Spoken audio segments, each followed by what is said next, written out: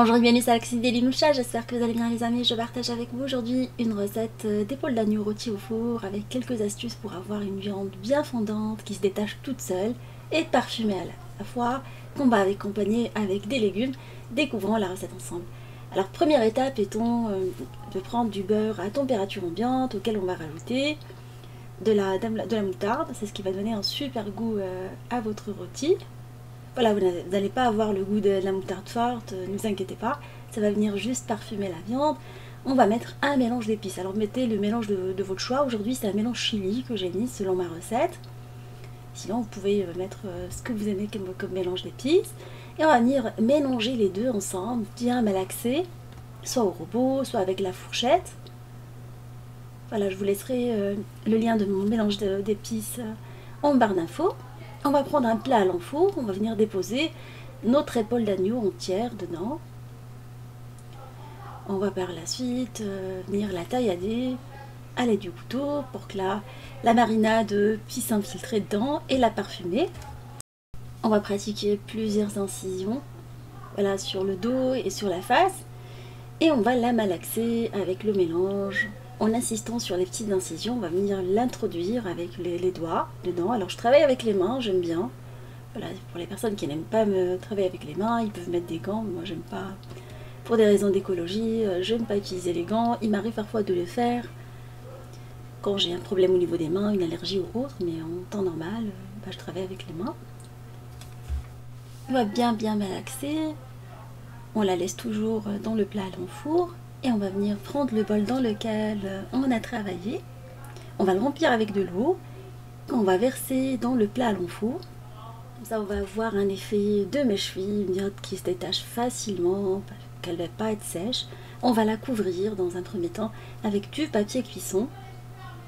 On va pas mettre le papier alu directement, voilà, parce que c'est pas bon pour la santé. Je préfère mettre le papier cuisson. Et venir par la suite recouvrir avec du papier alu par-dessus et mettre le tout à cuire dans un four préchauffé à 180, allumé en haut et en bas pendant 2 heures. Vous l'oubliez, pendant 2 heures, chaleur tournante. Après on va sortir notre viande, on va enlever le papier et on va la remettre à cuire cette fois-ci pendant une demi-heure à 200 degrés, four allumé en haut et en bas. C'est ce qui va permettre à la viande de continuer la cuisson et caraméliser, avoir une jolie dorure. On va préparer quelques légumes pour accompagnement. Alors je vais prendre de la carotte, de la courgette, de la pomme de terre. Alors prenez un peu de chacun. On va la couper en tronçons. Alors essayez d'avoir la même coupe un peu partout.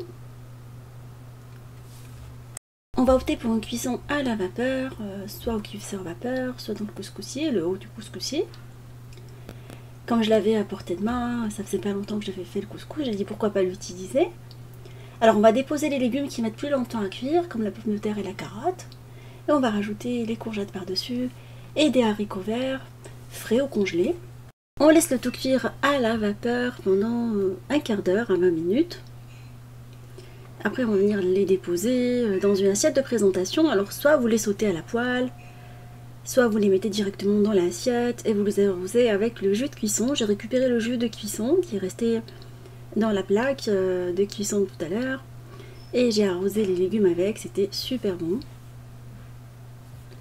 Voilà, j'ai mis les légumes autour et on va venir déposer la viande au milieu. Voilà, elle a pris une jolie coloration dorée. Et là, je vais arroser les légumes avec le jus de cuisson.